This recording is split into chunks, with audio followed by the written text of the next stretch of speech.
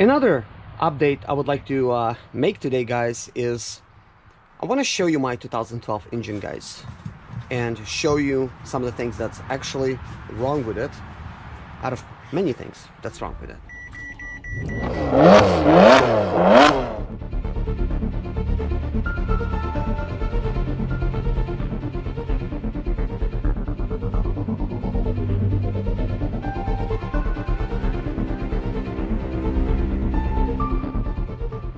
Hello guys, and welcome to another day with Zimaleta. In today's video, I want to show you my 2012 Sprinter, and I want to show you what's wrong with it, and I want to talk about some plans that I have for it. So here it is, right here. Just yesterday, I removed these plastic caps here, and what do I find? Boy, oh boy, look at that. This injector's leaking, this injector's leaking, this injector's leaking, this one is leaking, those other ones are not leaking. So we have 4 fuel injectors that has failed, the seals on them. Wow. So that is that. And obviously this engine is locked up. This is a 3.0 liter diesel. It's a 6-cylinder, and it has a locked up engine, in case you guys are new and trying to, you know, find out like what is all this about. I bought this 2012 Sprinter van for about 4,600 bucks a couple years ago. I didn't buy it because I wanted to fix it right away, or that I had the money or the time to fix it right away. I had enough money for the Sprinter van. It came up for sale. I went ahead and grabbed it up because mainly I drive the T1Ns, and that's what I do. And at the time when I actually bought this engine, this Sprinter, I didn't have an engine for it, or stuff like that. So I kind of thought I'm going to be using a T1N engine, which I will talk about in this video. I think that being said, let's continue. So when I got this van, initially I thought I'm going to put in a T1N engine because I didn't have any 6-cylinder engines, okay? So I kind of thought I'm going to put a T1N engine. Well, since then, I have worked on many NCV3 Sprinters. I have gained a lot of experience, leveled up a few more levels in my engine repair skills and techniques. And I bought 2 2008 engines. So one of those engines was also locked up, which I've taken apart, and since then learned that the one that was locked up, it was actually left open like this and out of the vehicle, and water got inside. I'm assuming, through the, like basically through the turbo or whatever. I don't know how it got in, to be honest with you, because turbo is about the only place where it could really enter here, and that's where it is, right there.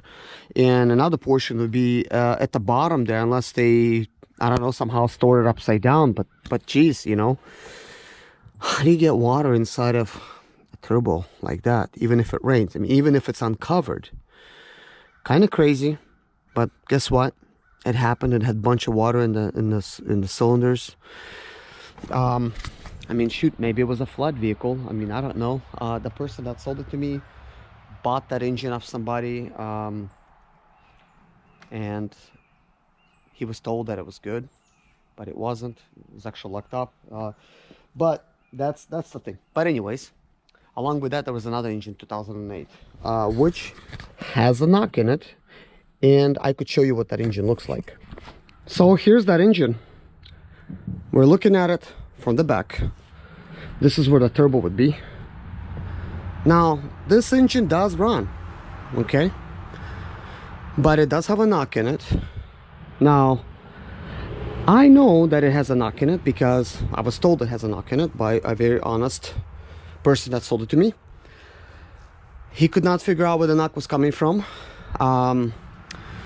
The likely indication where the knock possibly is coming from, that's what everybody kind of thinks, could be rod knock, obviously.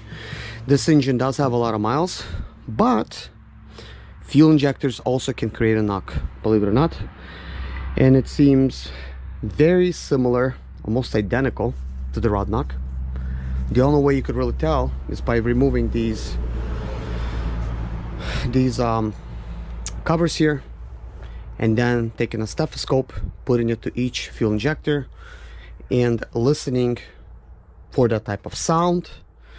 And also another way of finding out is by simply unplugging each fuel injector one by one. Just unplug one, see if that knock goes away, unplug a second one, see if that knock goes away, so on and so forth until you have checked all fuel injectors. Now that is if the engine is inside of the vehicle. In my case it's not, so therefore I can't really test that theory. The only way I could test it is by removing each fuel injector and sticking it in another Sprinter one by one and testing it like that to see if the knock actually comes from fuel injectors. Now, do I believe it's a fuel injector knock? No, I don't. I really don't even know how many miles this engine has. So yesterday I have removed a turbo from the Sprinter and I sold it for 450 bucks, which is an amazing deal for somebody, you know, including with a turbo actuator, because I do have one more turbo left. That's on a 2012 Sprinter, which currently I'm not selling that one. So after removing the turbo, I have discovered oil right there leaking out. The turbo itself is not leaking oil, but this is. And where's that coming from? Well, we have, you know, we have basically the exhaust manifolds right here. They run down on the side of the engine. Now, being that it's tipped this way, we have oil just coming out over here because it's leaning towards this way. So there's oil there. Also, there's oil right there towards the bottom of the flywheel. And there is no oil here where it should be technically coming from. So there's also a likelihood that we have bad pistons in this engine and they're passing oil. And there's another likelihood of that area right there seems kind of oily and grimy towards the bottom. It shouldn't be like that. Maybe it should be a little dusty, a little dirty, but oil spotty, not really. So there's a good possibility that the oil cooler rings have failed, or oil cooler seals rather, have failed on this one as well, which I would not be surprised, because if they are the orange seals, not the purple ones, most likely they have failed. They are terrible seals. And actually the purple ones are okay, but I'm not really impressed with their design. As far as the seal, they look like they are good seal, but as far as the fiddlement, it's pretty bad. It's actually made to be a little bit bigger. Maybe that's on purpose, but it doesn't quite fit inside of the metal. Maybe it's a good thing, so when things get pressed down, it's gonna be fine. But speaking of the oil cooler seals, I actually run a little bead, like a 8 around the oil cooler seals, even the new ones, because I believe at least that's going to prevent it from leaking. Let me know your thoughts on that. But so where am I getting with all this? I was thinking about installing this engine and just taking, I guess, a shot in the dark, thinking that, hey, maybe fuel injector leaking, you know, like knocking. But I could do all this work for nothing, installing this engine, and then realizing that, hey, oil cooler's leaking. I have, you know, knock inside of the engine. So obviously it's not going to last that long being in that state. So with the engine being out and stuff, I could do one of two things. I could either install it, or I could take it apart and actually rebuild this engine. But being that it's a running engine, we just don't know if this engine is any good.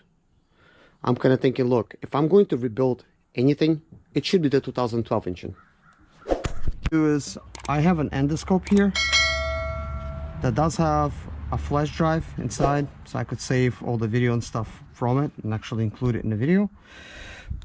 So if you need an endoscope, I'm gonna basically link it down, link below. This is actually really cheap. They're about like 50 bucks. but man, they could really be a time saver. So